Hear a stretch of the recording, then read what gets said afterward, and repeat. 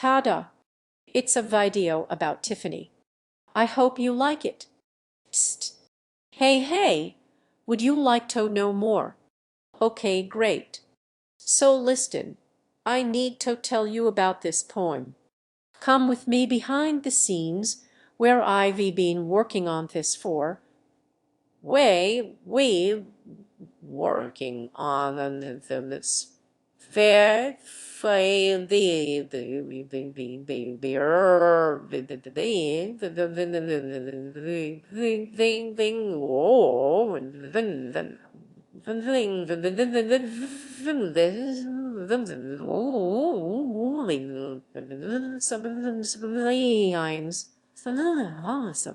or the ones of the warmth and the verbs and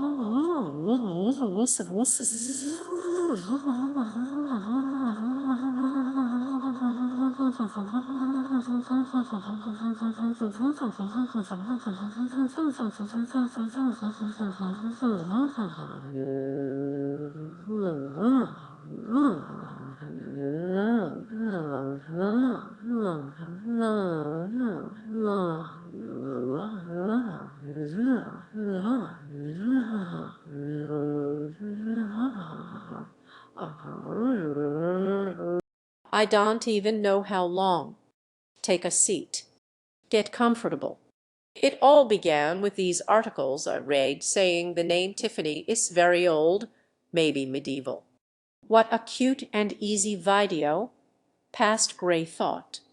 And it could have been, if I'd just left things alone. But no, I wanted to read the article's sources, which turned out did not often contain the name Tiffany at all, but rather the olden name Theophania, or the super-old Theophanu. And maybe these medieval ladies call themselves Tiff, but that's just a bit too cute, isn't it? To me, it looked like the sort of Lady Godiva story where later writers say a thing happened, but there's no evidence from the time that it did, because it's a fairy tale, the kind history is full of once you go looking. Don't go looking. So for a while, the Tiffany video teetered on the edge of getting binned, but it turned out me Lady Godiva's suspicions were wrong when some medieval Tiffany's did turn up to save the project. But the poem happened before that, and listen, I need to tell you about it. Otherwise, I might just explode, trying to contain all the excruciating details and number of obsessive hours poured into this poem, and I can't let it all have been for nothing. Okay, ready? No. Too bad. Here's the poem. Ahem. William de Conisby came out of Brittany with his wife Tiffany and his maid Manfas and his dog Hardegras. It's okay. That's it. But what isn't okay is that this poem popped up in modern writings, implying it's proof that Tiffany is maybe medieval, but never with the poem's date or an author attached, making it impossible to pin to a timeline, which made the poem annoying. Doubly so, because it's supposed to be a joke. Like here is in this 1859 history book with this weird French-style humorous illustration, but I don't get it. Is it the name of the dog? What's the joke? If you get it, please leave a comment. I need to know. Anyway, when you reading about a topic, this is the sort of thing that happens a lot. There's some detail you keep stumbling over and over, and it could be the critical clue. I'm looking for the earliest Tiffany any. There's a Tiffany any right here. maybe the very first, if I could just pin the poem to its proper place. But no, I had just resolved to give up on this poem when the Tiffanies of America arrived at me door, which I had ordered weeks ago, to hopefully help with the main Tiffany video. But it was just 90, a literal list of people named Tiffany in America, with hilariously unclear photos. The book was written by Nelson Otis Tiffany, and thanks Charles Lewis Tiffany for making the book possible with his liberal contributions of money. I love how explicit that is. Then, totally unrelated, there follows a description of how the Tiffany family crest is the most beautiful thing of its kind we have ever seen. And then 2 pages of the densest family flattery ever put in print.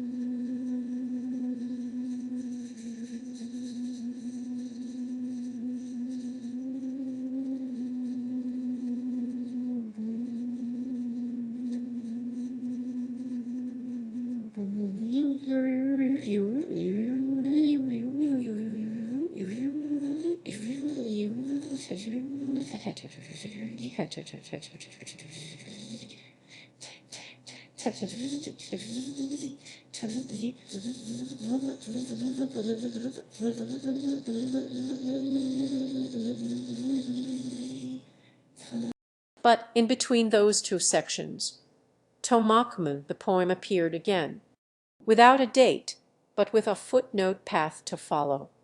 This is the moment I broke and swore to the gods above and below I would find the primary source of this Brittany Tiffany poem, no matter the time, no matter the cost. And when you give that to the gods, they of course played a joke upon Gray, making his pursuit of this poem as painful as possible. Here's what happened. The Tiffanies of America got the poem from Richmondshire, its ancient lords and edifices, which I ordered, and, when it arrived, found the full title to be Richmondshire, its ancient lords and edifices, a concise guide to the localities of interest, both to tourist and antiquary, with short notices of memorable men. I opened it, and out fell an old map, which is a thrilling moment, no matter what's mapped on the map, after checking for spots marked X back to the book to find the poem, which had a pencil highlight mark and note below. It seems whoever owned this book before me was also on their own poetic Tiffany journey. Maybe it was Nelson Otis Tiffany, I don't know. So Richmondshire, its ancient lords and edifices, a concise guide to the localities of interest to the tourist and antiquary, with short notices of memorable men, lists the poem as from the author theory. Now, buying old rare books gets expensive real fast, so I headed down to me local library to try and track 'em. Theory down, which took a while because, 1, I didn't know then, but I don't know now that mis an old abbreviation for Mr. and the author referenced was Mr. Augustine Theory, and his book The History of the Conquest of England by the Normans, and 2, my library predates the Dewey Decimal System, which makes every book search an adventure through 17th century organizational idiosyncrasy, which is delightful when you re-browsing, but infuriating when you re-o. The wrong section about England. And you can't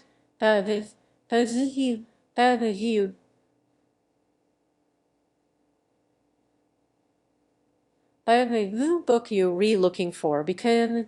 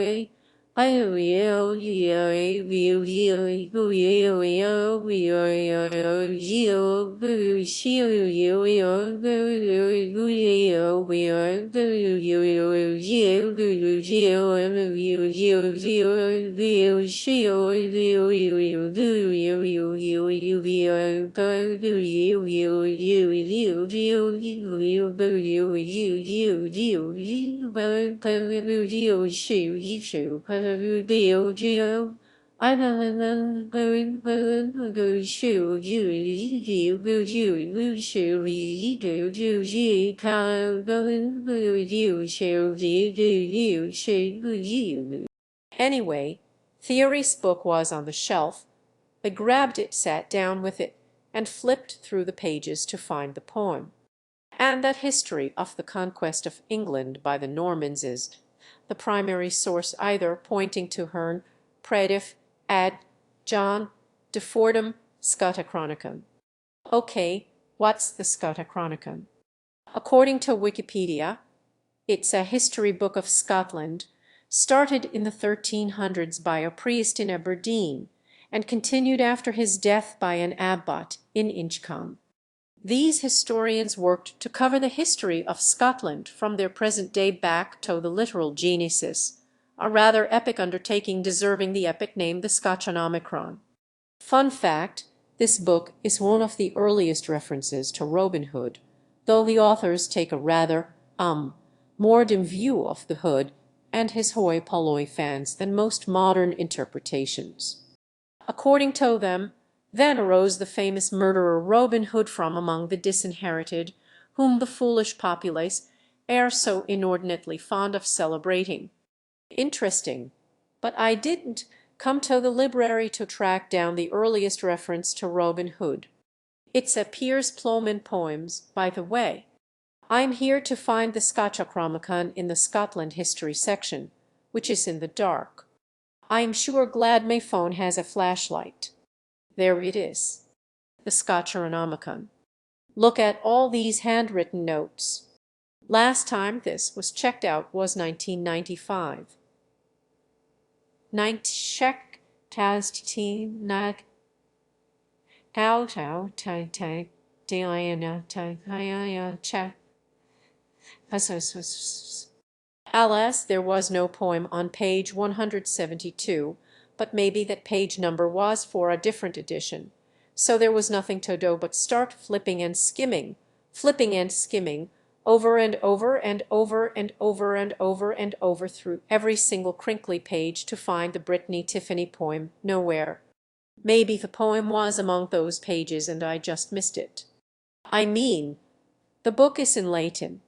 It turned out not. I didn't know it at the time, but I did have the wrong edition, but in an unexpected way. This one printed in Calais, but if you were to search further, say at the largest library in the world with 200 million volumes, you could find an earlier edition printed in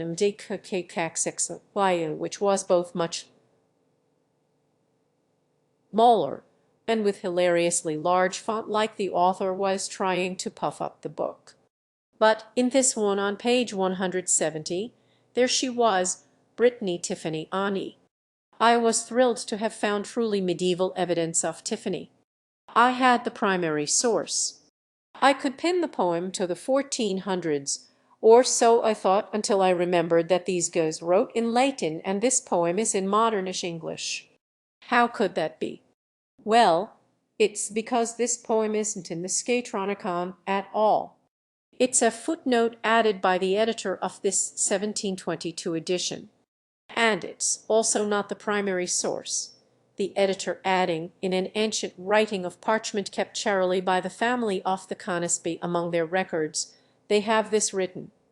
They have read the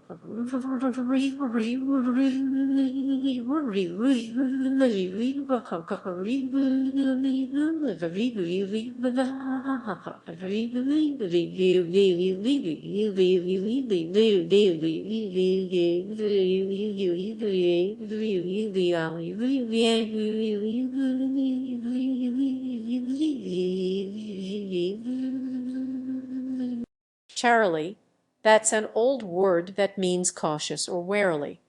That's weird. And ancient. How ancient. Fast forward past much time spent searching Conisbee family records without luck. Though, of course, now that I'm talking about this, I know some long descendant of the Conisbee clan will show up at me door with a reliquary box in the poem inside, which I'll need to send off for some radiocarbon dating. And I also know that every example of an old Tiffany on ye will be sent to me door forevermore, but that's future Gray's problem. For current Gray, well, now past Gray at the time of writing and research, the one path the gods had directed before me, I wish I had not followed through. Who is Theoharnius, the editor? Well, to find out, step one is to find his non-Latinized name, Thomas Hearne. Thomas Hearne was, well, we'll get to that, but he worked at the Bodleian Library at Oxford in the early 1700s and published lots of editions of medieval texts, Scotochronicon among them. Now, trying to find more information about why someone wrote a footnote 300 years ago seemed hopeless, but Google, against all odds, turned up the collected letters of Alexander Pope, a contemporary of Hearne's in England, who wrote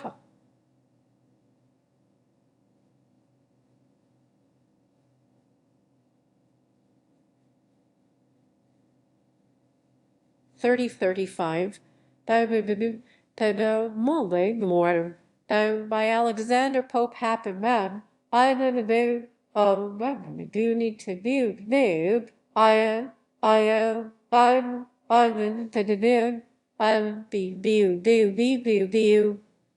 Hallelujah, and the view say, the same, then on the line, then have the view, then down there, then we found the view, panel view, then around, the view, wide view.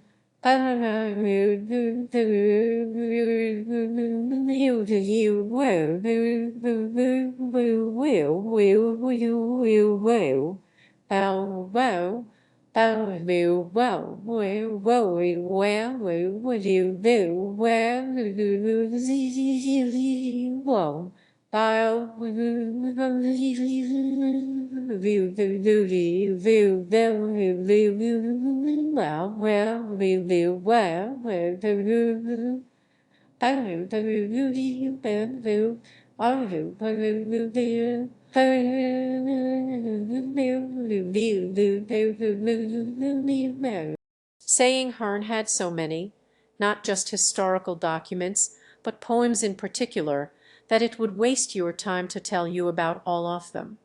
Pope then says Hearn wanted to be useful by saving them all, but then lists several clearly useful to no one ever poems, including Brittany Tiffany. It's just sort of weird, and I would V left it at that, should V left it at that, but then this passage caught my eye. We have taken the liberty to correct some few mistakes in Hearn's writing, and being careful not to offend any impartial reader. We have avoided flattery on one hand and scandal on the other. That's a very I don't love drama sentence from Pope, isn't it? I am just somehow always at the centre of drama. Oh, this burn book. It's nothing. Just where I write down me ideas for plays. I'm a literal dramatist, you know. Pope then goes on to fill his 35-page letter with nothing but corrections for every mistake Hearn ever made in all of his work in this infuriating let me just help you out Hearn kind of way. Some observations on his writing indeed. Hearn gets a date wrong, and Pope says, I'm sorry, Hearn. See here, where you wrote 1274, you have either not kept up with your avowed regard for truth, or unhappily blundered in a point of chronology. You say this man in 1274 studied at Canterbury College, and he wrote about it, but I'm afraid to tell you the college was not built until 1363. Therefore, this man must have either lived 89 years before he was born, or written of a place many years before it was built.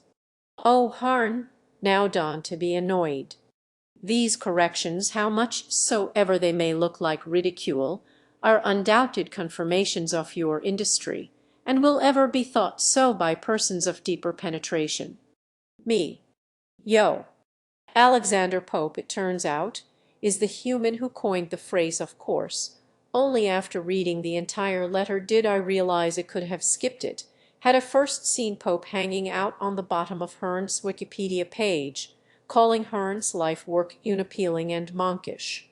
Hearn complained into his diary that Alexander Pope, one of the most quoted authors in the English language, just below Shakespeare and the Bible, lacked scholarship. Alexander Pope, in turn, created a character for one of his plays based on Hearn named Wormius, a know-nothing, know-it-all pedant. Hearn shot back, saying Pope's play was this delicious beef was the only highlight of my reading, so he needed to know more. But putting plus Hearn plus Wormius into Google returned exactly one result, the Wikipedia page itself, which is super sus. I mean, does information even exist if it's not on the internet? Oh, right, of course. So I had to check the listed footnote, which was at the library, so I ordered the book. It arrived. I opened it, I read it, and the Hearn Wormius thing checks out. Amazing. But even after that, Alexander Pope just couldn't let it go for some reason, and after Hearn's death, he wrote Hearn was a most sordid poor wretch. He had universal mistrust of the generality of mankind, lived in a slovenly, stingy manner, and died possessed of what he had not the heart to enjoy. LXGs. Oh, so, as you can see, we've travelled down many paths here, and at this point I really needed a friend to talk to about this in my life. The number of people willing to listen for months on end to updates about not even the very broad topic of the origin of the name Tiffany, remember. That's where we started, not even of the exact original source of one poem that mentions the name Tiffany on ye, but of two dead dudes, schoolboy-level squabbles that are tangentially related to Tiffany, is zero. But then there was hope. I can't even remember how we found it now, but I came across another Bernavia historian, John Horace Round, in his Feudal England, Historical Studies on the 5th centuries, complaining about Hearn's lack of document date questioning, ignoring of internal evidence and superficial examinations, leading to publishing more wrong dates, polluting the timeline for everyone. Oh, and Hearn also got the poem's surname spelling wrong twice, which is why nothing turned up for Conisbee family records earlier. Oof. At this point, Hearn having cost me so much time, and feeling so thoroughly alone in the world, I was excited to find in John Horace Round a friend to phone and complain with over coffee. As it happens, he even translated part of the Doomsday Book, which was the very first source I checked when starting the Tiffany project so long ago. We were going to have loads to talk about. While searching for his digits, I realized in my excitement I had missed the original publication date of his work. Round had died 100 years ago, and I was back to being Grey nomates. As usual. Okay, so look. This side path I've been carving out to even be able to talk about the Brittany Tiffany poem is only a tiny part of all of the explorations that had to happen to make the main Tiffany video. I've been here alone for, oh gods, half a year as the only one alive who cares about any of this. This script is so long now. Will anyone make it this far? Is anyone here? Okay, snap out of it. Now, in me journeys, I had learned two things about Hearn. First, his contemporaries referred to him as an antiquarian, which in my head translated as old-timey for historian, but was actually old-timey code for hoarder. Hearn loved collecting every historic document he could find, but was not very good at sorting them out. The second thing was that Hearn's edition of the Scotronomicon, from which all sources pointed back to as the providence of the poem, is worse than useless, as not only are his contributions of dubious value, but he also took it upon himself to cut out a lot, which explains why his edition was printed in giant font. This is not considered canonical. And this should have been the end of it, but there was still something left to pin to the timeline. Was this Tiffany a real person? And when did she live? Okay, I know. In retrospect, it seems obvious I should have started here. Painfully obvious. But you only know at the end what is the fastest way from the beginning. Now, surely, I thought, at least tracking down genealogical records of the family the poem mentioned, everything would check out. Right. Wrong. So, as a reminder, the poem starts with William from Brittany, wife Tiffany. William Conisbee was a real person in the 1300s in England, not Brittany, and his wife was Beatrice, not Tiffany. They had a son, Thomas Conisbee, who did go to Brittany with the Black Prince, who was alive at the time, to battle, and Thomas, while fighting, became a prisoner of war. However, his captor agreed to let Thomas go if he would marry his daughter, Tiffany, which he did, and it was Thomas who came out of Brittany with his wife, Tiffany. Except not, because if you look up her paperwork, her name is actually Theophania. She's only called Tiffany hundreds of years later, so the poem isn't right about anything. God damn you, Hearn. Everything is wrong, and the poem is evidence of nothing useful at all. I am sorry. It's just us. It's been a lot. So here's the final working theory. Hearn knew the Conisbee family, who either told him of the poem, or perhaps he spotted it himself, expressed an outsized interest in their collection of old papers, as he was wont to do. But either way, when editing his edition of the Scotochronicon, and it mentioned the family, that triggered his memory, and he added in his footnote, wrong as he saw it, or wrong as he remembered it. That note in his non-canonical edition, through pure bad luck, got swept up in the paper writing footnote copy-paste game where no one checks the original, and the context that the name Tiffany is not actually in the original book got lost. At least, now the timeline is complete, but all this work has shown is that in the 1700s the name Tiffany and Andy existed, which was not in question at all at the beginning. For the gods, capricious tormenting pleasure alone, this path went absolutely nowhere, provided nothing of value, and drained many hours of me sadly finite life. Oh, thanks for listening. I just really needed to get out all of this frustration to tell you the story of tracking down a poem that didn't even make it into the main video. The end. Hello. Thank you for making it to not just the end of the video, but after the end of the video. Welcome. Well, that ended up being quite a journey over the past half a year.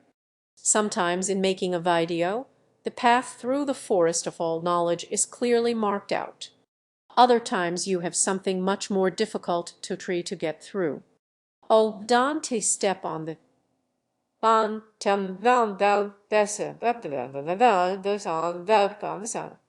who, and occasionally there's almost nothing, and you in danger of getting quite lost. But this is the job, to turn something that is unmarked into something that's slightly marked. Perhaps something that's being completed with trusses to get you over the dangerous and difficult parts. Some of the videos I make take unreasonably long amounts of time and unreasonably large amounts of effort. Things that are frankly not very good business sense from a YouTube algorithm sort of way. But I know that as a viewer I love it when people make those sorts of videos.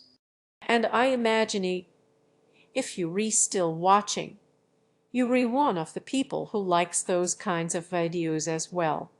I've resisted for years coming up with a name for the people who support the channel.